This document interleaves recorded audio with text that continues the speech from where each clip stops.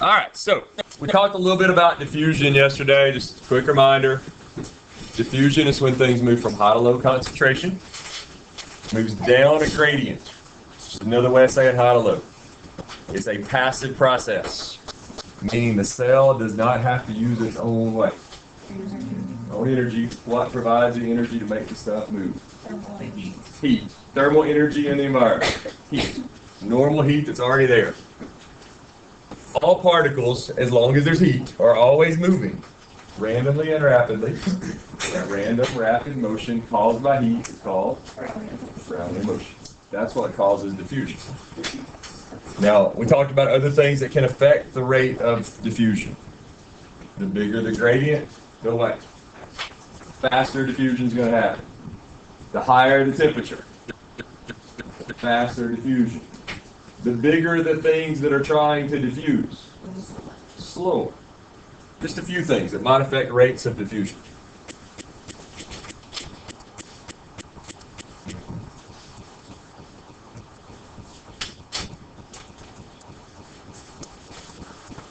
All right, in terms of osmosis. Remember, osmosis is the diffusion of water. Do not define osmosis as movement of something from high to low. You got to be more than that. It is a type of diffusion. So it's the movement of water from high concentration of water to low concentration of water. Most basic definition. It's also the movement of water from areas of where there's less solutes, which means there's more water, to areas of high solutes, which means there's low concentration of what? Water there. Water wants to move to places where there's more dissolved stuff. That's water. Another way to think about it is in terms of these three words here: hyper, hypo, and isotonic. Hyper simply means a solution has more what? More solutes than what you're comparing it to. Hypo means less solutes, and iso means equal. So another way of defining osmosis: movement of water from hypotonic to hypertonic. So if you were to put a slug in salty water, what's the salty water in terms of those three words? Hyper. And what's going to happen to the slug? Water going in, water coming out. It's really salty water. Water coming out, right? Water's going to go from hypo in the slug to hyper in the water. And the slug's going to shrivel. That being said, let's talk about a couple of problem kinds of things. Let's say that we had... take time for that to happen.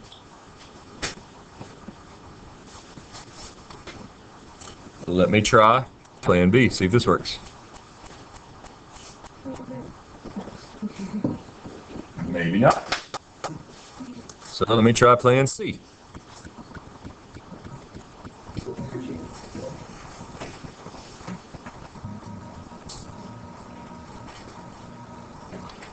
All right, I'm going to reopen.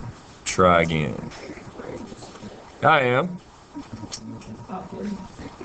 I'll pause that for just a minute. All right, we're back.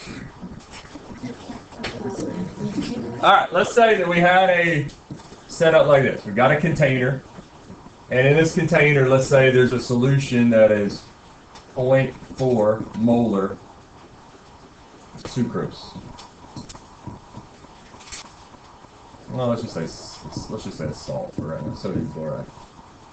And then we have a cell, and the concentration in that cell, let's say, is 0.1 molar salt. All right, so these are solutions. There's water and salt mixed together in both places. First of all, if the membrane is permeable to the salt, what's going to happen? If the membrane is permeable to the salt, what's going to happen? The salt's going to go from where there's more salt to where there's less salt, and there won't be much need for what to move? For water. Osmosis is important when you have a solute that what? It cannot move. When you have a membrane, it's impermeable to a solute. If that's the case, if the solute can't move, which way is the water going to go? Which way? Well, you got to be more than low to high. Which way is the water going to go? It's going to go from lower concentration of solutes to higher concentration of solutes. Water's going to come out of that cell. What's going to happen to that cell? It's going to shrivel up. Now, if it's a plant cell, that shriveling that happens is called what? Osmolysis. Because everything shrivels except what? The wall. If it's an animal cell, everything shrivels, right? And it's called what? Crenation. Now, if we reverse some numbers here, this time let's put 0.4 in the cell and 0.1 out here in the container. What kind of solution is the cell now soaking in? Hypotonic, right? The solution out here is less concentrated than inside the cell. So this is hypotonic, this is hypertonic. If the salt can't move, the water's going to move which way? Into the cell. From areas of less solute to areas of more solute. If this is a cell with a wall, like a plant or a fungus or a bacteria, what's going to happen inside that cell? It's going to build up turgor pressure. It's going to make the cell be stiff or turgid. But the cell's not going to burst because what's there to protect it from bursting? The wall. If it's an animal cell, water's just going to keep going in, going in, going in, going in. There's not any wall to protect it. What's going to happen? It's going to burst. It's going to lyse. Questions on that? Water always moves from where there's lower solute concentration to where there's higher solute concentration. Now, another thing we need to think about is that idea of water potential. Now, remember, for water potential, we use the symbol psi. Water potential takes into account two things. It takes into account what's called the solute potential, which is what we've been talking about. But it also takes into account what other factor? Pressure. Pressure. Now, before we get too into that, in terms of water potential, how does water move? High water potential to low water potential. Now, key idea. If you have a cell with a lot of solutes inside it, what happens to that number if your cell has a lot of solutes in it? It becomes really negative. So it becomes a smaller and smaller number, right? More and more negative. Because we know if we put something that was really salty inside something that's not really salty, what's going to happen to the salty thing? Water's going to move into it, right? So the water potential is going to be higher in the place that has less what? Less solute, less salts. Let's go ahead and go from this angle first. Let's say here's our cell. And let's say that right now, this is an open container. How much pressure is there in an open container of water? Very little. And it's no solute, so what's the solute potential? It's pure water. Zero. So the water potential out here, we're going to say is zero. It's just pure water in an open container. That's the water potential of pure water in an open container. Zero. Well, let's say that in our cell, let's say we had a water potential of maybe, first of all, is the water potential going to be positive or negative? Probably. Inside that cell. It's going to be negative because the more solutes there are, what do we say happens to that part of the number right there? The more negative it becomes. And if we just put it in the water, is it going to have very much pressure to start off with inside it? We just put it in there. Probably not. So I'm just going to make up a number. But let's say this has a water potential of -4 in here in the cell. Water is going to move from where there's higher water potential to where there's lower water potential. 0 is a bigger number than -4, right? So water starts to go in. As water starts to go in, what happens to this pressure part of the water potential? It starts to go up, right? What happens to the solute potential part since it's getting diluted? It's not so much it goes down, it becomes less what? It becomes less negative. It actually starts to go up, right? It's becoming less negative. So this number is going toward what value? If this is going up, and this is also going up, this water potential is headed toward what? 0. And eventually it's going to get there. And when it gets to 0, what's going to stop? Net diffusion. Now, things are still going to be moving. Will it be at equilibrium when water potential gets to 0? Does equal water potential necessarily mean equilibrium? No. No, because where are all the solutes at? In this example, where are all the solutes? In the cell, and can they move out? Nope, so they can't ever be equal.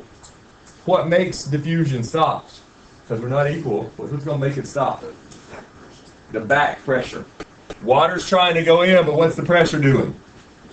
It's saying, I'm full. No more, you can't come back in here. It's too full. The wall keeps the water from going in because the pressure builds up. Now there's another thing I want to show you related to this. And that's that idea of the solute potential. If you remember, when we did all that diffusion osmosis lab stuff, one of the little math activities that we did was on this equation. That was a way to calculate the solute potential. Let's just say for right now that we had a solution that was 0.2. What's big M stand for? Molarity, moles per liter, molarity. And let's say that the solution was sodium chloride. And let's say that our solution right now, let's say, is at a temperature of 30 degrees C. I gave you that information. And I said calculate the solute potential. There's our equation, negative I CRT. Let's think. What's the I? Ionization constant. Now, first of all, if this solute is like a sugar, do sugars turn into ions when you put them in water? No. So what do you plug in for I if it's a sugar? 1. But this is not a sugar, right? This is an ionic compound. It's a metal and a non-metal. So how do you figure out I for an ionic compound? Yeah, you break it into ions. When you put salt into water, sodium chloride into water, it breaks up into its 2 ions, which are sodium ions and chloride ions.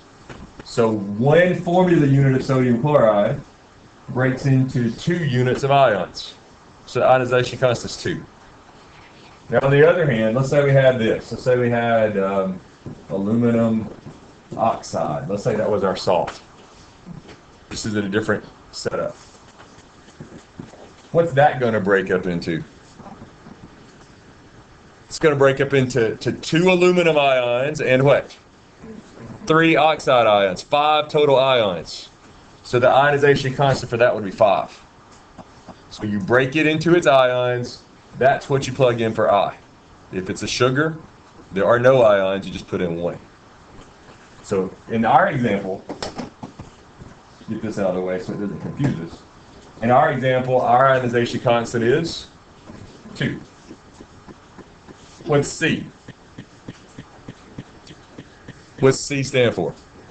The concentration in terms of molarity. So 0.2. That's our C.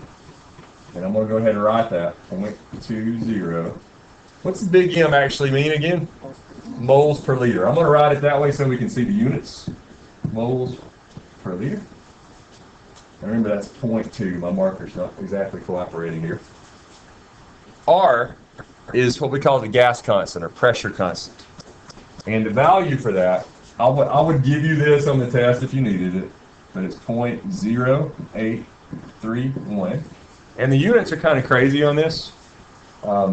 Liter, bars, over moles times kelvins. And again, that would be given to you if you needed it. But so far we've got I, C, R, we need T. The T has to be in what units to work? It has to be in kelvins. Well, I gave you 30 C. So what do we do to go from C to K? Add 273, so that puts us at 303, right? 30 plus 273. So I'm running out of room here. Let's see if I can fit it in right here. Realize I'm out of space there, but it'd be 303 Kelvin times 0.0831 times 0.2 times 2. It's all negative. So if we multiply that out, what are the only units that aren't going to cancel there? Everything's going to cancel if you do your unit cancellation except bars. Bars are a unit of what? They're a pressure unit. And if we do the math on this, again, it would be 2 times 0.2 times 0.0831 times 303. So we end up with about 10.1 bars is our answer. Negative 10.1 bars. Now that's the solute potential. If we wanted to know the water potential of the solution, what else would we need to know? The pressure. We have to add the pressure to that. But if you just want the solute potential, negative I CRT. And again, I, ionization constant. C, the concentration in terms of moles per liter. R, the gas constant, which will be given to you.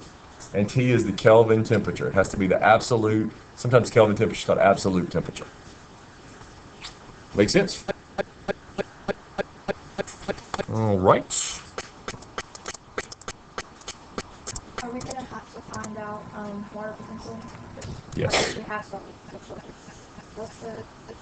Oh, that's psi equals S. Solute plus the pressure. That's it. So there are some plasmolized plant cells.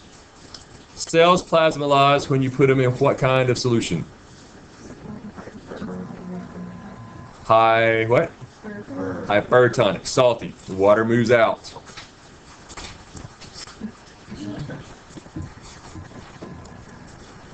All right, a couple of other cell transport things to review with you. Facilitated diffusion. What's facilitate mean? Again? Yeah, to help out. So this is diffusion with a little help. What's providing the help in facilitated diffusion? Nanoproteins, like little tunnels, right? But they're more than just tunnels because they're very, very what? Specific. Each tunnel is only good for transporting one kind of thing, like an ion or maybe what? Something large or charged. That's what gets moved in facilitated diffusion. But regardless, it's still passive, which means the things are still moving how? High to low with the gradient. It's just that they're either too big or too charged to go through what? Phospholipids, the phospholipid part of the membrane. So they need some help.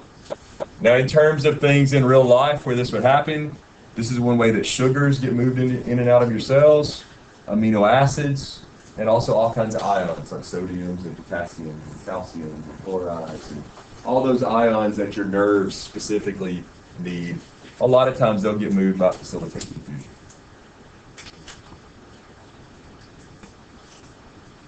Right. Active transport is a similar kind of process, except active means it's requiring what?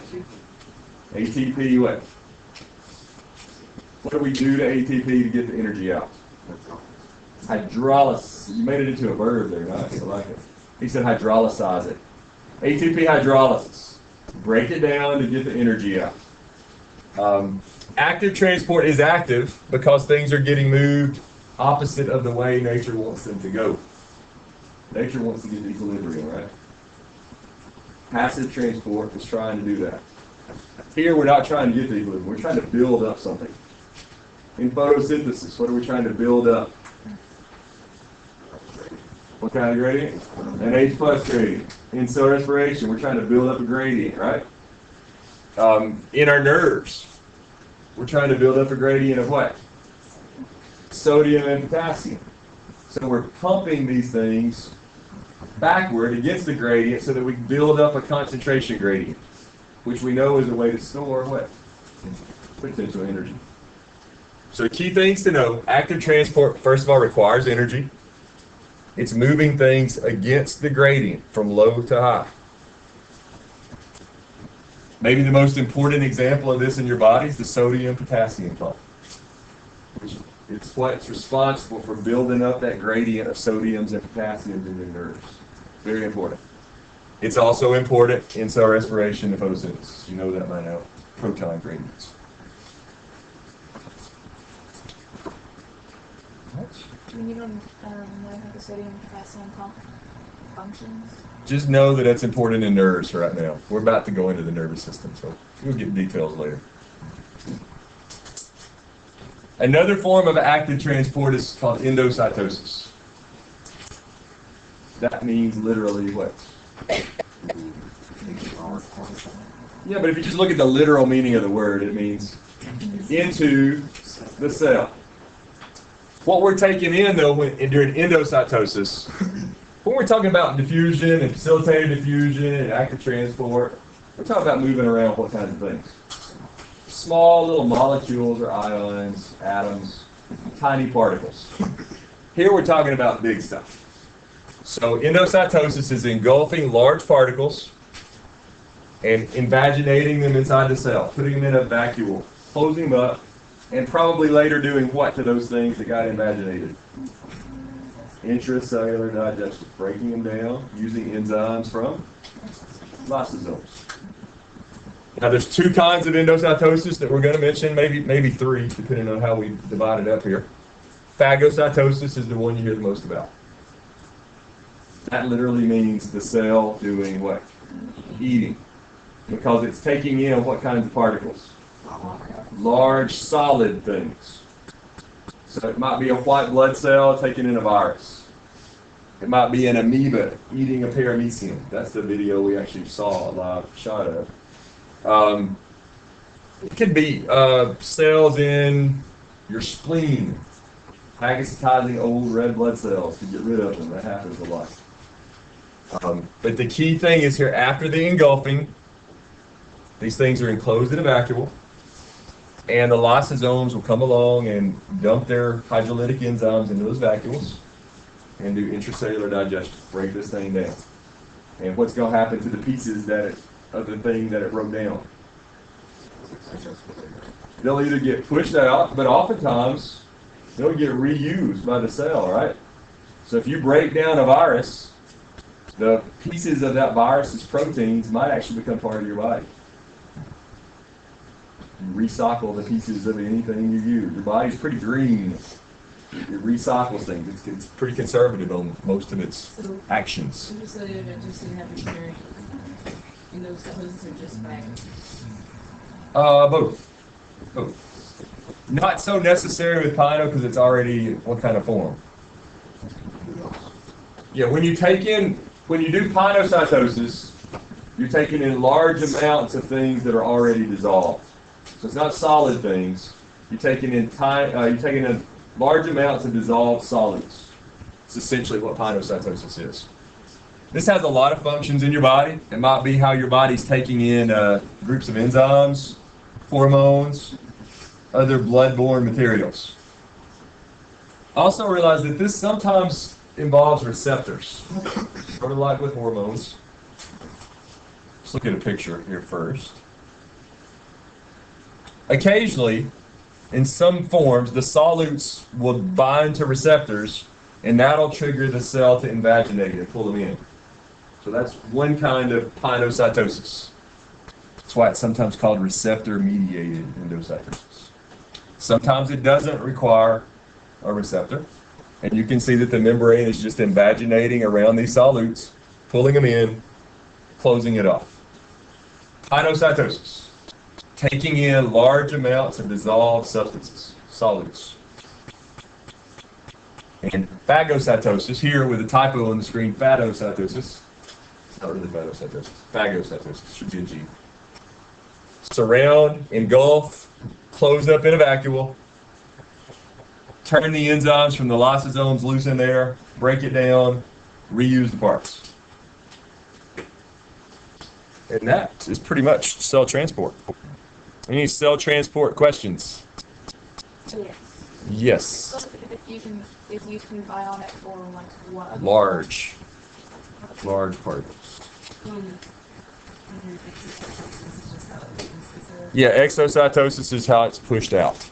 And while we're there, since she brought up exocytosis, let's review one other thing. How they're used to push out or how they're just pushed out? Pushed out. How things are pushed out. The endomembrane system, we talked a little bit last time, and my marker went out again, so I'll just have to talk you through this. The endomembrane system starts where in a cell? The ribosome. And we know ribosomes make proteins. And those proteins get released into what? The rough ER. And they move through the cell, through that rough ER, because we said the rough ER is sort of like what? Conveyor belt. Get to the end. What happens in a factory at the end of the conveyor belt? Package it, put it in a box, put it in a bag. Same thing happens in a cell. What do we call those bags? Vacuoles or maybe vesicles. Put it in, sometimes it's called a secretory vesicle. Close it up. It moves off. Where does it go? Sort of for holding. Golgi apparatus. Might get modified a little bit there. Might get some lipids or sugars added to it. Eventually, once it's ready, it's sent from the warehouse to where? Back into a vacuole again, and eventually that vacuole will bump into what? Cell membrane. The actual vacuole becomes part of the cell membrane, but the protein that was inside gets pushed out, and that's exocytosis. That could be something like a cell in your pancreas shipping out what? Insulin. It's going to ship it out directly into what? You know? Where does insulin go? The blood, because insulin is a what? It's not an enzyme. Insulin is a hormone. Hormones travel through your blood. Now, the pancreas also makes most of your digestive enzymes. Those are going to get secreted out into a tube that's going to lead to what other important digestive organ? Which one? Small.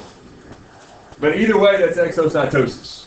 Cell making something, pushing out that something to be transported to some other part of your body. All right, let's go a little further. Several people ask about this embryonic development stuff. We got a few minutes. We got time to talk briefly about that.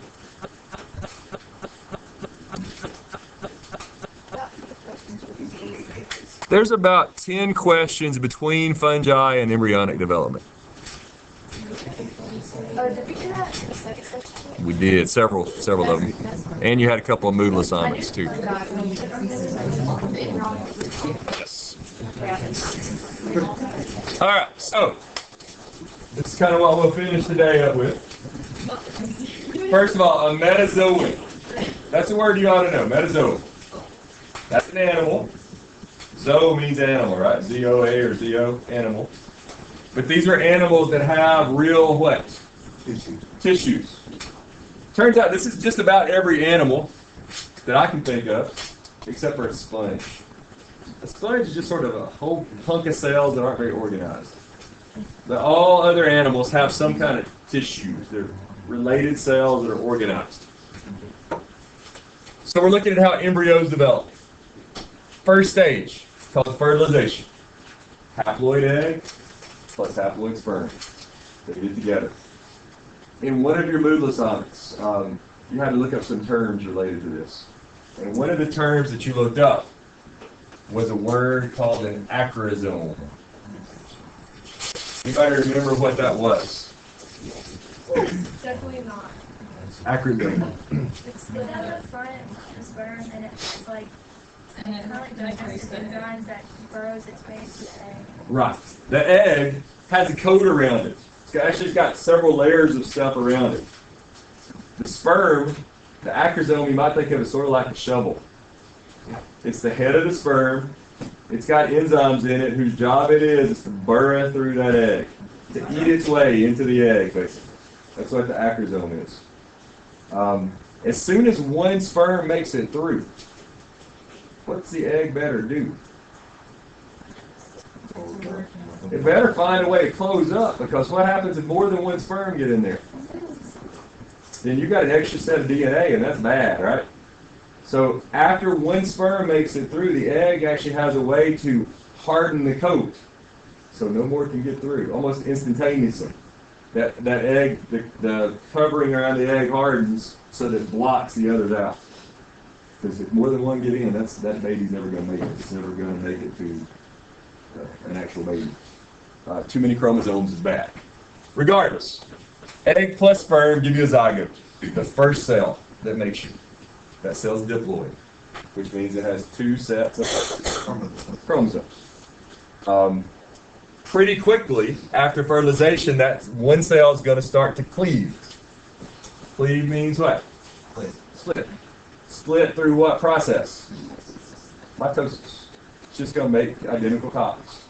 But it's splitting so fast here, there's no time for what? No time for growth. It's just splitting. So it becomes a ball of cells, but it really doesn't get much bigger. It's just more cells. They're just split, separate. Yeah. Really fast. And very quickly you end up with a solid ball of cells called a morula. So this is the first ball of cells. It's a solid ball of cells. The organism depends on how many cells are in that ball. But it's the first ball of cells. Eventually, within a few days, those cells start to secrete or excrete this thick fluid. It basically pushes a cavity in the middle of the cell. So you got an opening in there. So it becomes a hollow ball of cells. Once it gets to that stage, the hollow ball of cells stage, it's called the blastula. The cells on the outside of that blastula are going to form what eventually? The things like the umbilical cord and the placenta. The cells on the inside of that ball actually make the baby, the embryo. Realize that the placenta and the umbilical cord are baby tissues, not mama tissues. They're made from cells from the baby, not from cells from the mother. And they're basically growing into the uterus. It's like a parasitic kind of relationship, sort of, right? Sort of like a parasite. Who's inside of the mix? The baby, the actual embryo. So again, when it gets to this hollow ball of cell stage, it's called the blastula. There's an opening into that blastula. So it's hollow. There's an opening in. What's that opening called? It's called the blastocore. And in most animals, that first opening into this ball of cells will become what? In most things, it becomes the mouth. And the tube below the opening becomes what? The digestive tract. But in us, and also in vertebrates, all the vertebrates, and also in echinoderms. What are echinoderms? Somebody help me out here. What are echinoderms? Or is that like a species? What did you say first? Is it a single animal? Yeah, It looks it's a like group of echidna, animals. Like for those. And then No, like echidnas are vertebrates. Yeah. It's like starfish. Okay? Starfish and sea urchins and stuff like that. That first opening in them and in us becomes the anus. And that opening continues to push through until it gets to the other side. And another opening forms. And the second opening in us is the mouth. So, what do we call animals where the mouth forms second? Deuterostomes. Stome just means an opening or a hole. And deutero means second. So the second opening becomes the mouth in us. Deuterostome. Regardless, we now go into maybe the most important part of this process. It's called gastrulation.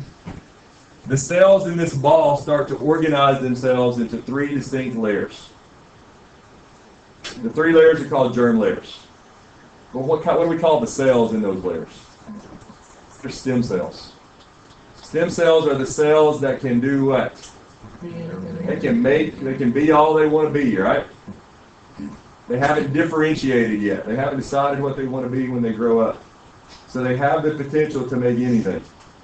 Now, once they organize themselves into layers, each layer basically takes on certain functions, right? What's the outermost layer of that ball? Ecto, the middle layer, meso or meso, and the innermost layer, endo. And they make specific parts of your body. But realize that when we talk about germ layers, you're talking about layers of stem cells. Cells that are going to differentiate eventually and make your different parts. When the ball of cells gets organized into these three distinct layers, it's called the gastrula. So we've got three different names for this ball of cells. The morula is when it's what? A solid ball, very early on. Once it becomes hollowed out and starts to open up, it's called the blastula. And then once it gets more organized into these three distinct layers of stem cells, it is the gastrula. Once that gets done, the stem cells actually start to do their thing. They start to make parts. And the process of creating your organs is organogenesis.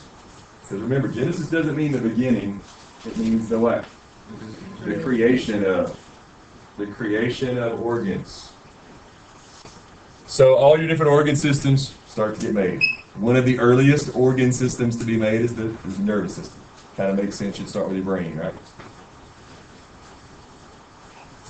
So there's a blastula. You can see how it's hollowed out in the middle. All this is hollow area inside the middle. The gastrula, you can see the blastopore.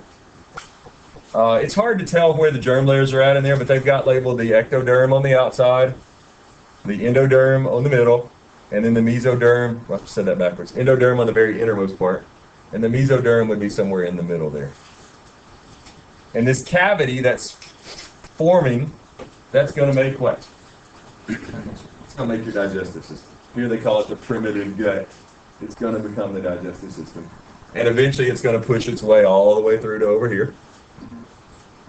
Because really, your digestive system is a tube inside your body, which is sort of another tube, right? The innermost tube in your body is your digestive system. How many of you dissected an earthworm before? It's a lot easier to see this than an earthworm. An earthworm is basically a long tube, right? If you open up that earthworm, going from one end to the other, what's basically the only thing you see inside that earthworm? It's the digestive system. There's not a whole lot else to see inside an earthworm. You cut open an earthworm, it's the digestive tube. The tube inside the tube. And that's kind of what we're seeing here. We'll end with this. There's our three germ layers. Whoops, maybe. Endoderm. Those stem cells are the innermost part of your gastrula. They make up the inner parts of your body. Things like your digestive system, your lungs, your liver, and your pancreas. The mesoderm, the middle layer of stem cells, make stuff that are sort of in the middle of your body. Like the dermis, the middle layer of the skin, the bones, the blood vessels. And you can read. I'm not going to read all that to you. And then the ectoderm makes stuff that are sort of on the outer parts of your body, like your epidermis, the outer layer of your skin, your eyes, your ears, the enamel of your teeth, which is the outer part of your teeth. So, again, that's some embryonic development stuff. If you come in the morning, we'll do some fungus, and we'll just have questions and answers other than that. But I'll be at the back door at 6:55 if you want to come. Let me turn this off and I'll get your question.